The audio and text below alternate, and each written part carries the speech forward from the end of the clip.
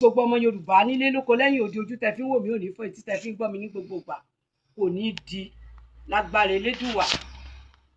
Ohun tí mo mú wá sí ojú ìwòran wa láàárọ̀ yìí, òun náà ni ìpolówó ọjà nílẹ̀ Yorùbá. Ẹ̀yin ọmọ Yorùbá, ní ayé àtijọ́ àwọn baba ńlá wa wọn yìí polówó ọjà, wọ́n á lé ọjà wọn sí èrònà, ìyẹn ni pé ní ojú ọ̀nà tí ẹsẹ̀ ń gbà ó ní èrònà. Wọ́n á wá ka iye òkúta, bóyá kọ́bọ̀ 4 ni wọ́n fẹ́ ta iṣu tán lé, wọ́n á wá mú òkúta 4 wọ́n á kó síbẹ̀. Tó bá jẹ́ kọ́bọ̀ 2 ni wọ́n á kó òkúta 2 síbẹ̀.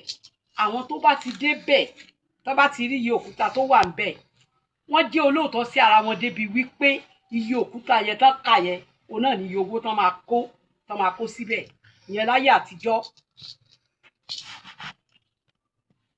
Ṣùgbọ́n ní ayé ìsìn, ẹni tó bá dánrú ẹ̀ wò, ẹ náà ti mọ ohun tójú ẹ̀ máa rí. Àtọ́níṣu, àtòun gan tó lé ṣu àti iṣu tó lé àtòun, wọ́n máa gbé wọn papọ̀ ni. Ẹ jẹ́ ká mú ẹnu kúrò ńbẹ̀. Ní ayé ìsinsìnyí a máa ń ṣèpolówó ọjà lóríṣiríṣi ọ̀nà. A máa polówó ọjà tá ń tà kí àwọn èèyàn lè mọ nǹkan tá ń tà, àìlé ọjà sí èrònà. Ẹ jẹ́ mẹ́nu dúró náà. Nítorí ìdí èyí, gbogbo ibi tẹ́ bá ti rí fídíò Culture by Ade Anade, ẹ like, ẹ comment, ẹ follow. Paríparí ẹ share iṣẹ́ wa kó gòkè. Bí ẹ ti ń ṣe bẹ́ẹ̀, iṣẹ́ yẹn á lọ viral.